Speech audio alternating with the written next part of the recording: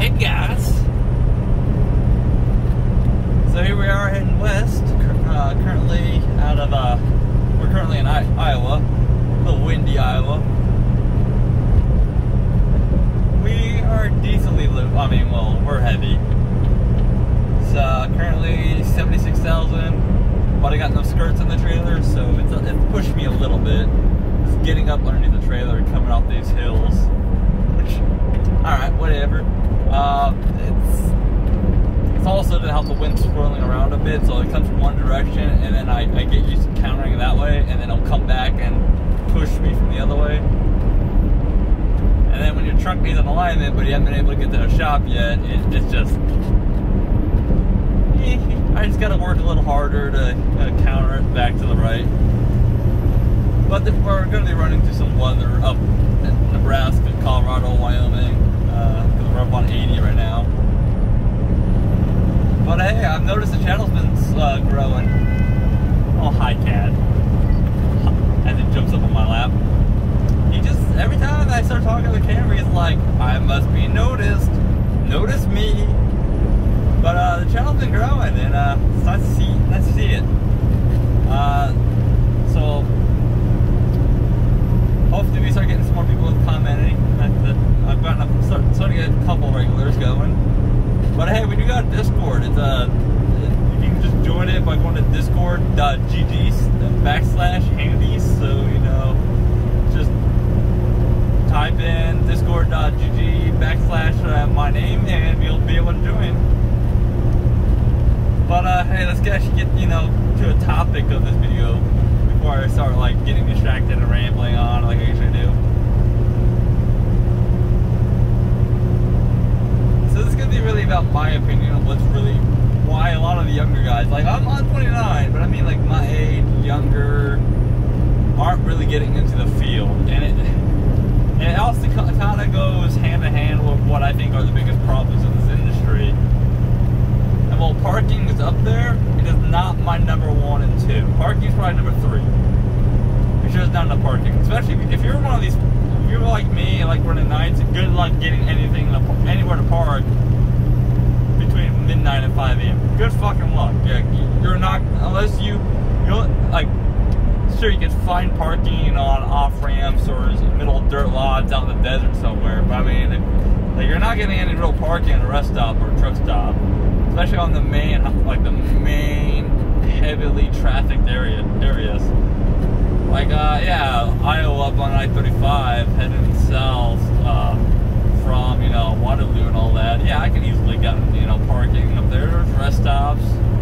There's a few spots. It's those don't really count because they're not the heavily trafficked areas where you're going to spend most of your time. So parking's an issue, but it's really number 3. And number 1 is pay, followed very closely by hours, the amount of hours you work. And really, those can be considered the same thing, but it's easy to break them down separately. Because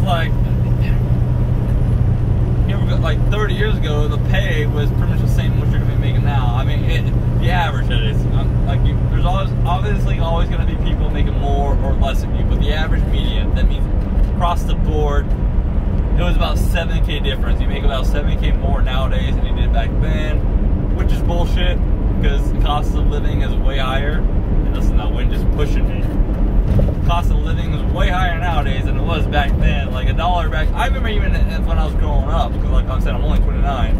If I went to a gas station with $1, I could come back with 10 candy, 10 pieces of candy. I mean the little ones Laffy Taffy. Tootsie Rolls, because Tootsie Rolls were they were 5 cents back when I was growing up. Obviously, I'm talking about before the mid-2000s, so it's gonna be when I was going into my preteens and under age. But Laffy Taffies are also 10, 15 cents each. Now Laffy Taffies are 30, 35 cents last I checked. It's fucking ridiculous. It's just the cost of $1 isn't what it used to be. No, so the pay is don't listen to people tell you you're gonna come in here starting at like 30, 35,000. They're full of shit too. They're going based off when they trained and when they started. And like this guy I listen to, like overall he knows what he's talking about for the most part, but like he just uses what he got paid starting off like 7 years ago. And that's not true nowadays. And by the way, do not listen to what people say about Megas. Most Megas, yeah, I mean, they're going to have the pros and cons, but most Megas are going to be actually really good about keeping their trucks up to date and having a pretty good starting wage, because they want you there, because they have the most freight, so they want you there so they can keep moving that freight. So like most Megas are going to start you in the ones worth the damn, so like Swift, Knight, do not go to CR. CR England is definitely not worth the damn, so that's one of the ones I would say avoid. Werner, but Werner nowadays is, I guess they're trying to like make it to where you can no longer go there right away. You need like 6 months experience at least now.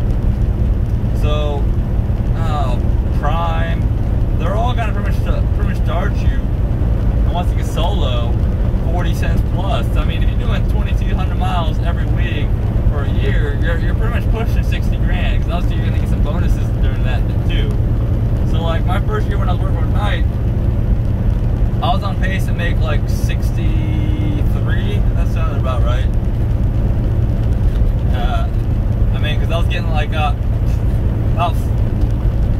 5,500 to 6 grand of that was gonna be, oh my god, Iowa, Victor Rhodes. It was gonna be the bonus, because I was getting my bonus every month. It was like pretty much $300 to $500 when it averaged out to 450.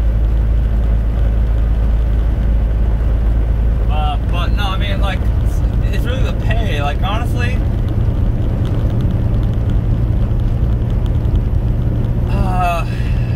so you can, okay, let's say you do recaps, which you can either run really, really hard, so do your 70 hours in 8 days, and take days off that way. Is how I do it. I run hard, and that way I have days off, and the days are set.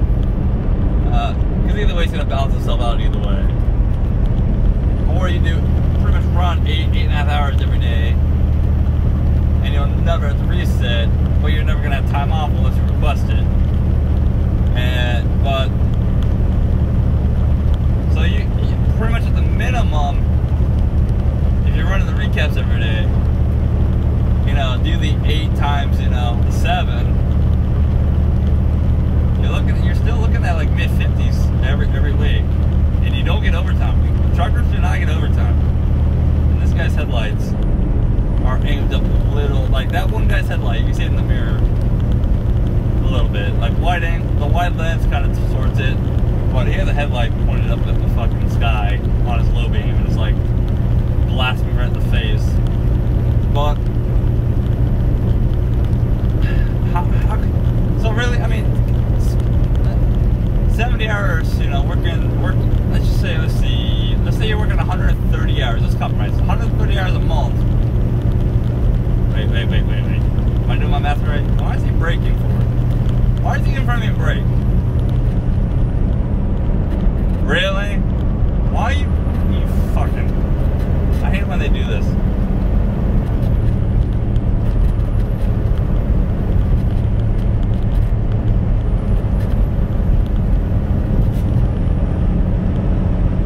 The other guy was trying to beat me.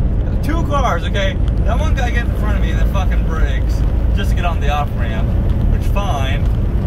But he gets out a lot faster than I can. I'm fully loaded going down a hill. And then the other car was to my left, who was trying to race in front of me to do the same thing. Oh, it's fucking shenanigans. And deal with that bullshit too. That's all another video I'm gonna deal with about why local should not get paid more than OTR. That's a whole different video. But let's go back to what I was talking about before I got distracted due to those guys. Because I don't edit these videos, so you get a raw, unedited version of me. But let's see, because if you work 40 hours, that's 160 hours a month. So you're working, I don't know why I said 130, but you're working, a little over 200. You're working, let's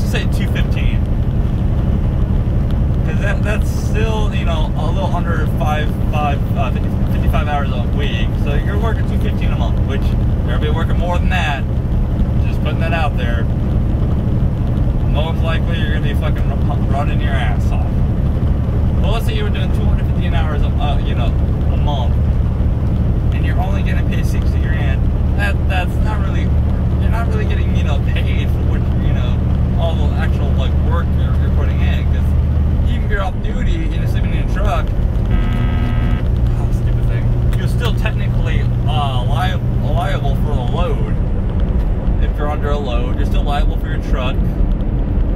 So we don't. I mean, could a lot of this issue be solved if this gave a sleeper pay, like an extra, like Walmart does, like $35 a night for every night you sleep in the truck? Yeah. I mean, that would help. That would give you an extra like 10 to 15 grand per year. That would solve a lot of the issues.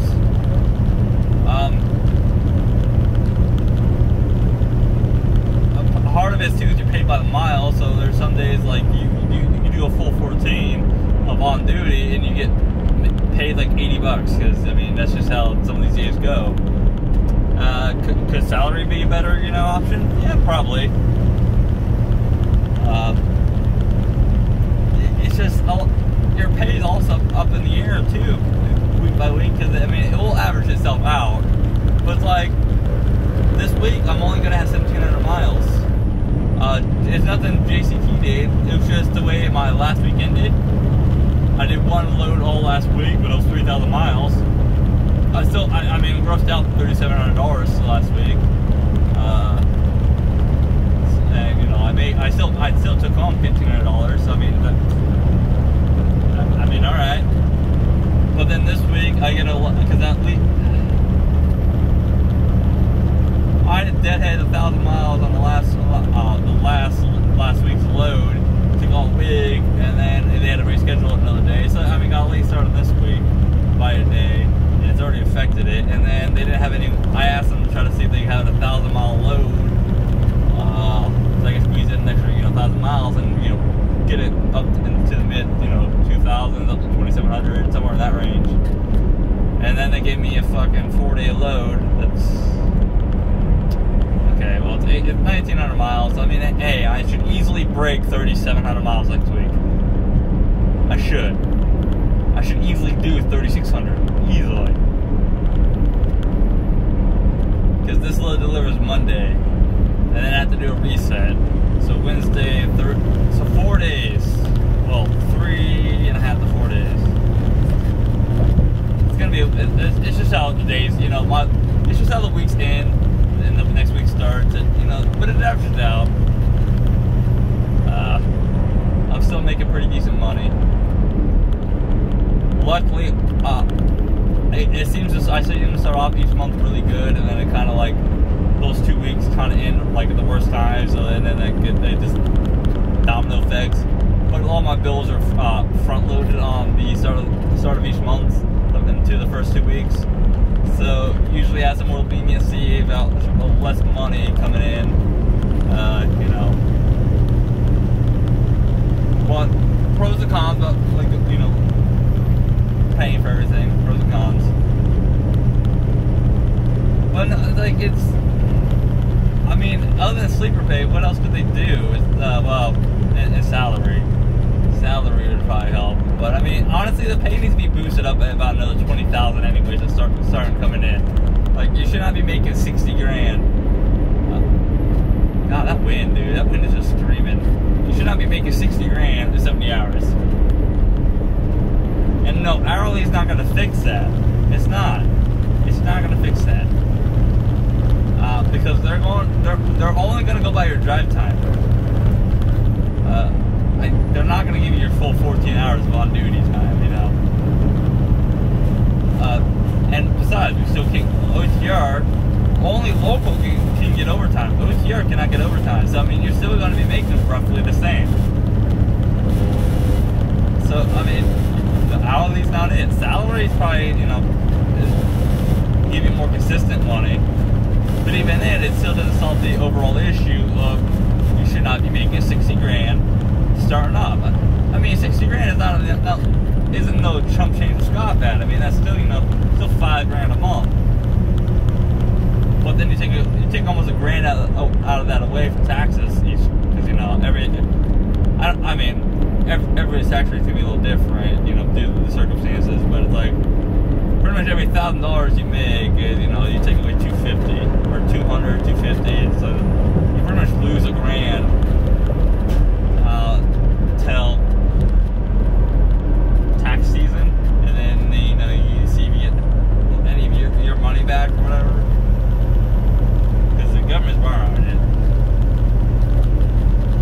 So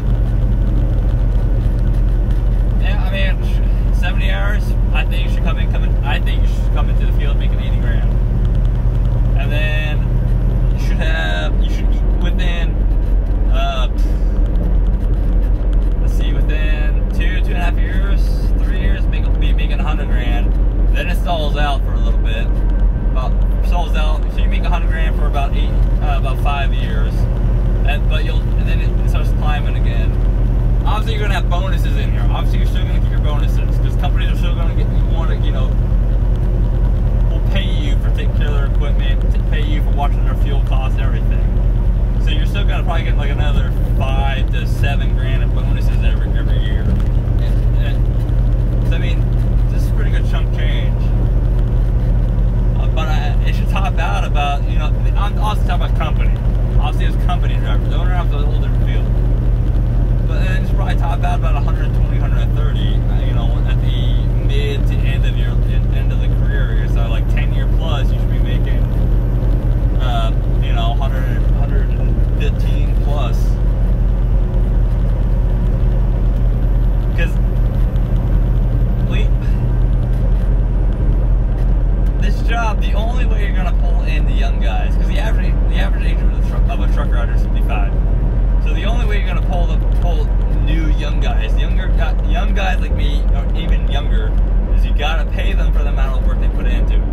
And that's not them being demanding or not wanting to put their worth in. That's just how cost of living is and how reality. Nobody should have to work, you know, their life away and not get paid for half of the work. Half the work we do is unpaid. Half of the fucking work we do is unpaid. When I was doing towing, okay? When I was doing towing, overtime started at 40 hours. If you're on call and you get called out, any of those calls during the night, you made overtime. So it was not uncommon for you to make $10,000 in 5 to 6 weeks, especially during peak hours or peak months, like peak seasons. There we go. So like I'm from Wyoming, so Wyoming, December to February, you're busy. You are busy, and then let's see, around June to August, you're busy too with all the tourists.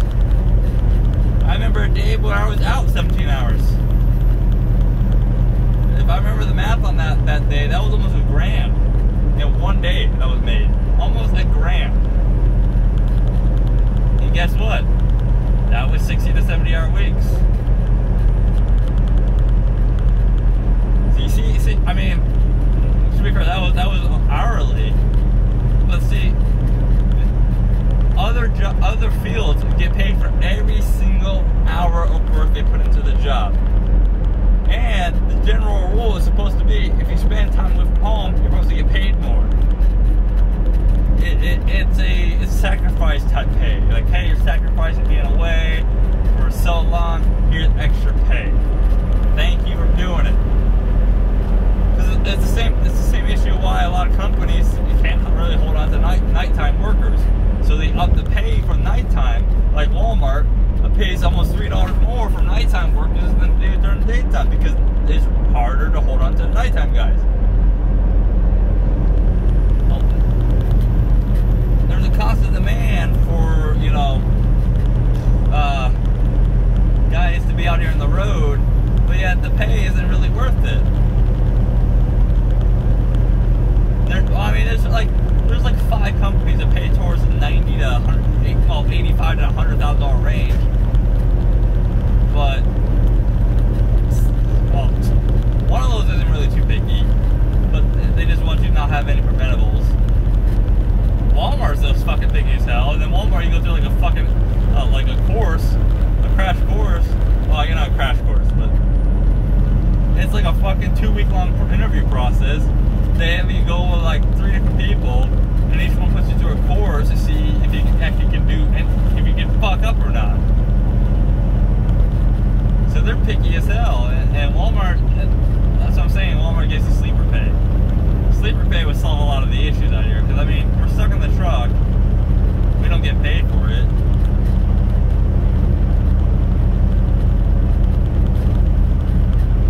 Luckily for me, it's not the case for everybody, but luckily for me, I keep my bills low. So I mean, the only real bill I have at home is rent and utilities. I don't have a car payment yet. That's gonna change probably next year. That way, whenever I go to do reset, I'll see if they can get me to the yard or whatever. Then I can go do shopping in the car. But they just need to up the pay. And I've seen a lot of companies all of a sudden like giving 7%, 15%, 21%. It's like, that's pretty huge. And that means they're giving anywhere from 7 to 12 cents increase per mile. It's like, okay, if you're able to do that, why haven't you been doing it this whole time? Like, back during COVID, here, prime example, during COVID, Knight gave 8 weeks of $200, per week to anybody out there running at least 2,000 miles a week. Which I had 2 weeks I didn't get that because there was like 2 weeks where there just wasn't enough loads. It was like, but then they're all at the same time they're like, oh no, Prime did this. Prime made a YouTube video. They're like, oh, we had record-breaking, months. Thank you for our drivers, and then they get the drivers like $200 for that month. It's like, you literally just said you had record-breaking, like fucking like 21% record-breaking type of numbers, and you give them $200.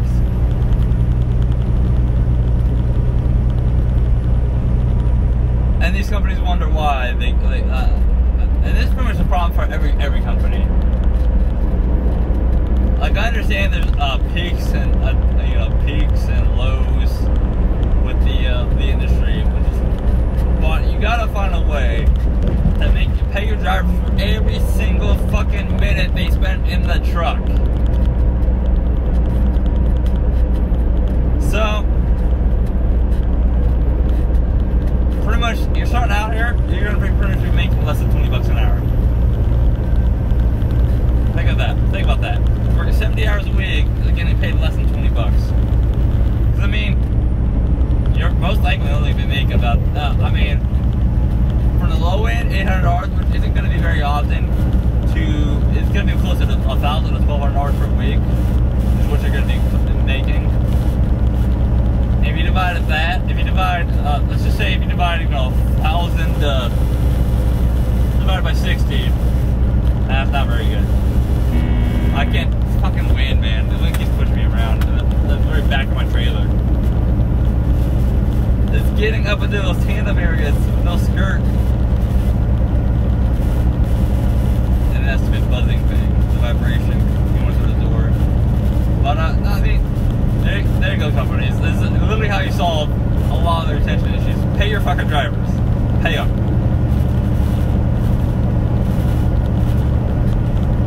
It's really not rocket science, but hey, you guys stay safe out there, and I'll catch you guys around next time. Bye!